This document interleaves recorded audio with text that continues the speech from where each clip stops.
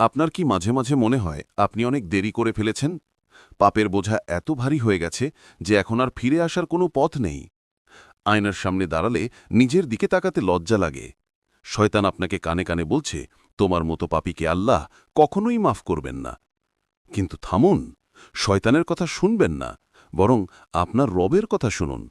আল্লাহ পবিত্র কোরআনে আপনাকে নাম ধরে ডেকে বলছেন, হে আমার বান্দারা, যারা নিজেদের উপর অবিচার করেছ, অর্থাৎ পাপ করেছ, তোমরা আল্লাহর রহমত থেকে নিরাশ হও না।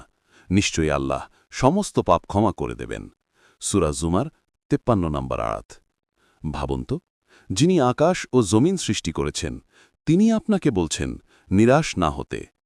আপনার পাপ যদি হয় পাহাড়ের সমান, আল্লাহর রহমত হল সাগরের সমান। সাগরে এক ফোঁটা ময়লা ফেললে সাগরের যেমন কিচ্ছু যায় আসে না, আল্লাহর রহমতের সাগরে আপনার পাপগুলো ঠিক তেমনই তুচ্ছ। একবার শুধু মন থেকে আস্তাগফিরুল্লাহ বলে দেখুন। চোখের পানি ফেলে বলুন, আল্লাহ, আমি ভুল করেছি। আল্লাহ তো সেই সত্তা যিনি বান্দার তওবার অপেক্ষায় প্রতি রাতে আকাশপানে তাকিয়ে থাকেন। আপনি যখনই ফিরে আসবেন, তিনি আপনাকে বুকে জড়িয়ে নেবেন। দেরি করবেন না। মৃত্যু আসার আগেই তওবা করুন, কারণ নিঃশ্বাস বন্ধ হয়ে গেলে আর সরি বলার সুযোগ পাবেন না। ফিরে আসুন, দরজা এখনও খোলা। আল্লাহ ক্ষমা করার জন্য প্রস্তুত।